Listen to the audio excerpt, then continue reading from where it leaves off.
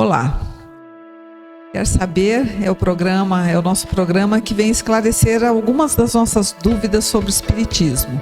Então, se você tem alguma dúvida, nos escreva, pergunte, e aí nós vamos respondendo e todos juntos vamos aprender um pouco mais sobre o Espiritismo.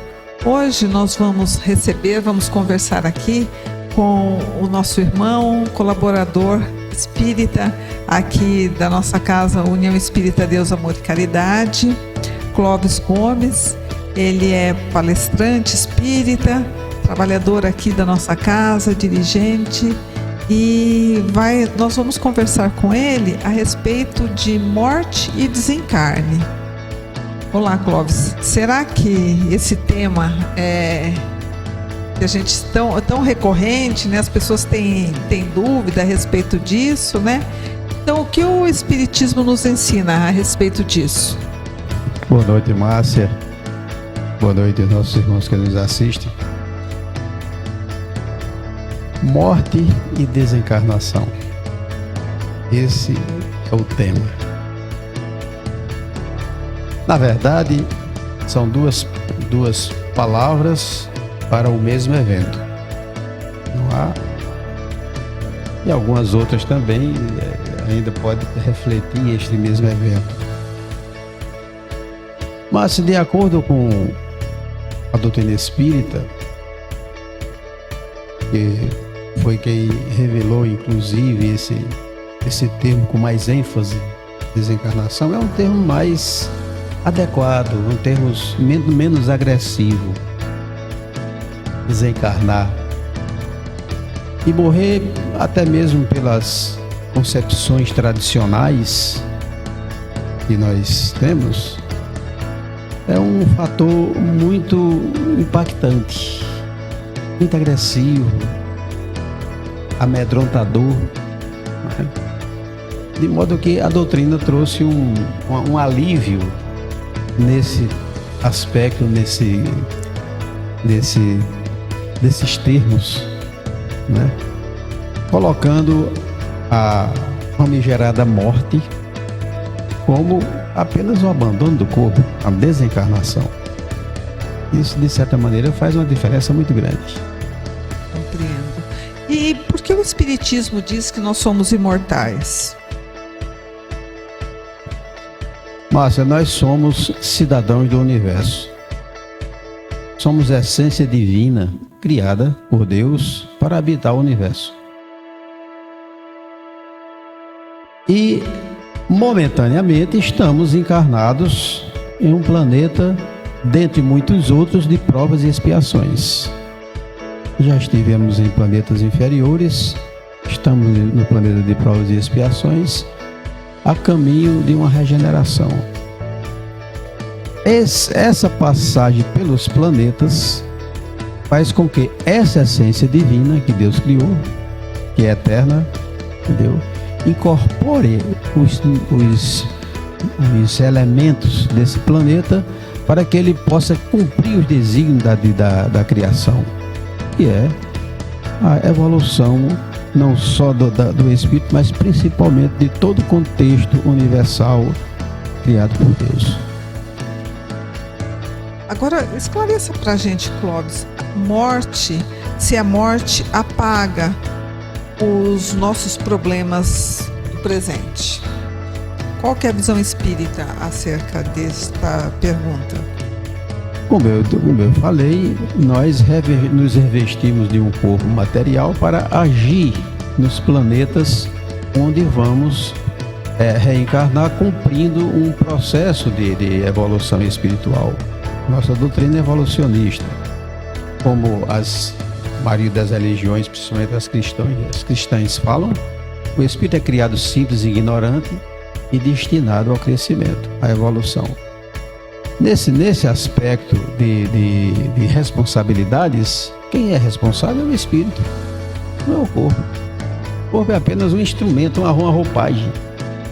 Então, se ele desencarna, se ele é abandonado pelo espírito, integra-se à natureza sem nenhum problema, porque são materiais da natureza. E o espírito é quem carrega toda a responsabilidade eterna de suas atitudes, de suas ações. Muitas vezes as pessoas se perguntam o seguinte: para que nascer se, por exemplo, por que eu nasci se eu sofro tanto? Existe uma correlação sobre isso?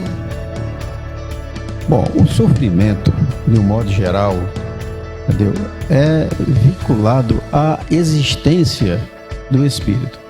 Porque, criado simples e ignorante e colocado para a evolução, ele aprende muito, claro, no mundo espiritual, onde ele passa a maioria do tempo.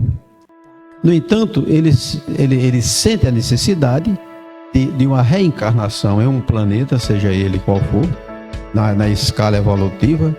Nós temos planetas inferiores, planetas de provas e expiações, regeneração, planetas felizes, mundos felizes e mundos angelicais. Então, num desses mundos, o espírito precisa se revestir dos materiais, daquela concepção mundana, para que possa fortalecer e até mesmo sintetizar aquilo que ele aprende no mundo espiritual. O mundo espiritual é uma escola aberta, é uma escola fantástica, onde o espírito tem liberdade de pensamento, de expressão, de conhecimento, de tudo. Mas ele precisa da parte material, que é a parte, digamos assim, mais delicada, para consolidar os seus ensinamentos, as suas aprendizagens. Então quer dizer que o sofrimento, muitas vezes, eu posso concluir ou inferir que o sofrimento, muitas vezes, ele é decorrente das escolhas feitas pelo espírito ou das decisões do livre-arbítrio de cada um? É porque, apesar de todos nós sermos uma essência divina, universal, mas essa consciência não está em todos os espíritos, por exemplo, que estão hoje no planeta Terra. São em torno de 33 bilhões de espíritos. A maioria não tem essa consciência universal. E, como tal, acham-se donos do planeta, quando nós não temos propriedade nenhuma aqui. Como são donos do planeta, cometem as suas irregularidades, cometem os seus desatinos. E esses desatinos são cobrados pela lei divina. E esses desatinos geralmente é envolvendo outros espíritos que estão também no mesmo patamar de evolução. Por isso que reencarnamos milhares e milhares de vezes no mesmo planeta para podermos sair daqui conscientes de que somos seres universais e não mundiais apenas. Agora eu quero saber o seguinte: eu tenho o direito de fazer o que eu quiser com o meu corpo sem ser julgado no mundo espiritual? Quando nós aportamos no planeta Terra, trazemos na nossa retaguarda um planejamento espiritual, um projeto de vida. E esse projeto, ele é minuciosamente trabalhado e detalhado pela espiritualidade maior, com raras exceções, com algumas exceções, com a participação do espírito reencarnante. E ele se comprometeu com aquilo lá. Se ele se comprometeu, ele não pode simplesmente voltar atrás por conta própria. Ele terá que cumprir todo o seu período de vida de acordo com o seu projeto existencial. Acontece que o espírito chega aqui, se revolta, porque a vida é dura, a vida é isso e aquilo, e comete às vezes suicídio e outras coisas, eterniza assassinatos e tudo isso. Essas coisas não são competência do espírito de decidir. Depende e compete a Deus a definição da existência terrena. Então, você estava falando de planejamento, de programação. Veja bem, filhos, famílias, parentes, são escolhas nossas ou alguma programação do mundo espiritual para isso?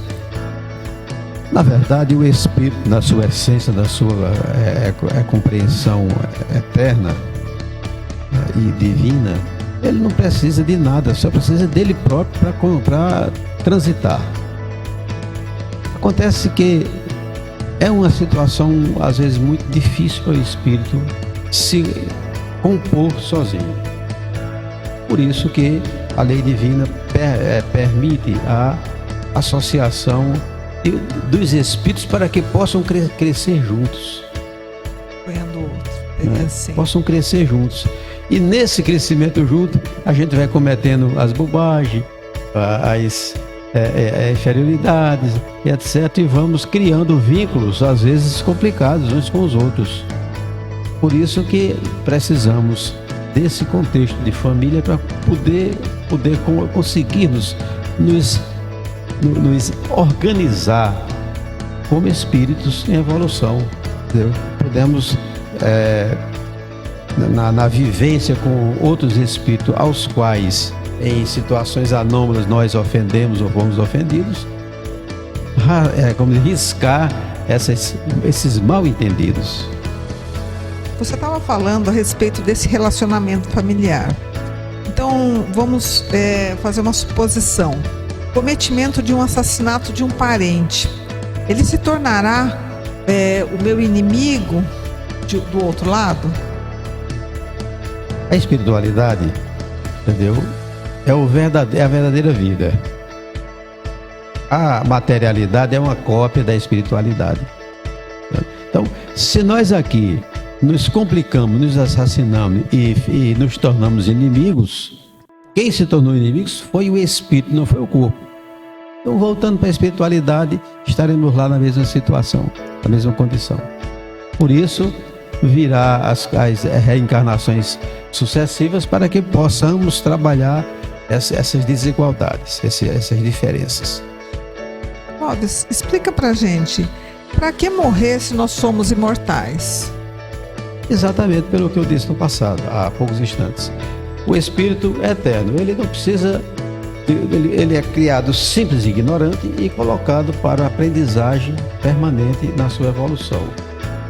Só que passa pela reencarnação em vários mundos diferentes, esse processo de aprendizado. E, claro, passando de um mundo para outro, vamos adquirindo corpos materiais para ajudar nessa depuração e vamos perdendo, vamos conseguindo outros, vamos perdendo e assim por diante. Até chegarmos a uma condição em que não vamos ter mais necessidade de reencarnação. O espírito pode prosseguir, certamente, em mundos felizes, onde o espírito já prossegue sem essa interferência da matéria na vida do espírito. Falando sobre a interferência da matéria, se somos donos das nossas vidas, eu posso adiantar a minha morte? De jeito nenhum. É o que eu disse há poucos instantes. Você tem um projeto de vida. Você comprometeu-se com a espiritualidade, você comprometeu-se com Deus, com a lei divina, de passar aqui 70 anos na sua existência terrena, 70, 80, 90, 100, já tem gente aí com 120 e assim por diante. É compromisso, é contrato assinado com a espiritualidade. Se você quebra esse contrato, aí você vai pagar por isso aí. Então, você podia falar pra gente um pouquinho dessas consequências, né? Todas essas explicações a gente encontra, né, muitas dessas explicações na codificação espírita, não é mesmo? E agora nós estamos chegando ao final do nosso programa e eu gostaria de pedir para você fazer algumas considerações para a gente, alguma coisa que você julgue que seja relevante sobre esse tema, sobre morte, para que a gente possa aprender um pouquinho mais sobre desencarne. Como eu já falei, somos espíritos eternos, essências divinas criadas por Deus, e temos uma grande caminhada rumo à eternidade. A eternidade é uma coisa que a gente não tem nem como comparar, nem como alcançar nos termos atuais de conhecimento humano. Provavelmente, em outras situações mais adiante, possamos entender realmente o que é a eternidade. Então, somos criaturas criadas para evoluir, criadas para amar, criadas para compreender e, acima de tudo, entendeu? Para chegarmos à companhia de Deus, que é o nosso Pai Celestial. Muito obrigada, Clóvis. Muito obrigada a você que está nos assistindo e continue a nos acompanhar pelas redes sociais. Quer saber? Nós estamos aqui para esclarecer as dúvidas sobre o espiritismo. Muito obrigada.